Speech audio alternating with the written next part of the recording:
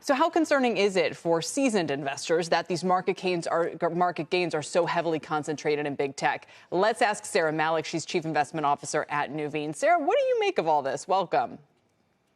Thanks for having me. We've got the NASDAQ up almost 20%, and it's up for 8 days in a row. But one of the reasons tech is doing so well is because economic data points are slowing, and tech stocks tend to be less economically sensitive. However, looking at all of this, the technicals and the flows in the tech does make them look overbought in the short term. The relative strength indicators show that tech is overdone at this point. So I wouldn't be surprised to see a shorter term pause, and then we wait until the next catalyst, which is earnings. And if tech drives second quarter earnings like it did with first quarter, that probably, again, is another support for tech to continue to outperform everything else. Right. I mean, when you look at the fact that we'll call it the Fab Five, earnings per share growth in the first quarter was up 84%. And for the rest of the S&P or the typical S&P stock, it was up 5%. So I almost feel bad for the professional money managers. What do? You know, is it sort of prudent to take client money and say, well, let's make sure we're not overexposed to something like massive that could massively correct? But if you sit out of it, then you can't show the gains, and you can't afford to do that either.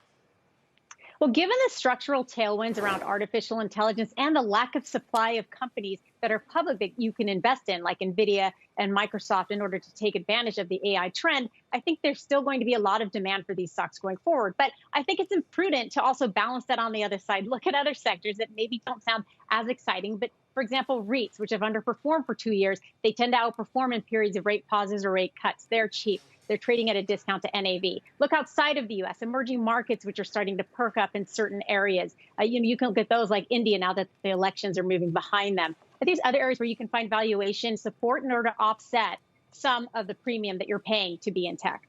Saira, how much is the overall market and market sentiment dependent on NVIDIA now, given what we just heard from Kate Rooney about the leverage that many investors are placing on that? It's a very large stock in the market. It's heavily represented in the S&P 500, and it reports before the bulk of tech. I believe August is when we'll expect new numbers from NVIDIA.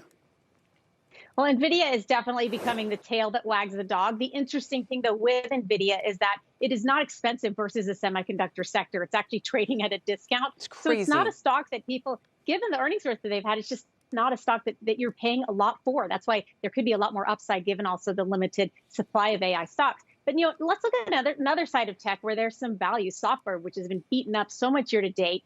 Tech's up, almost 50, semiconductors up like 50% year to date, software basically flat. This is areas where we can find companies that have good fundamentals like Snowflake, which is a decent AI play. I think software is a place where we can pick through the carnage and find some good stocks. That's really interesting because that was one of the unexpected losers initially from the rollout of this software. Maybe you and John know more about this than I do. Can explain, is it warranted or not? If you start to integrate AI tools into an enterprise product that makes people feel more secure about using it at work, sounds like a boon. If not, maybe it cannibalizes it.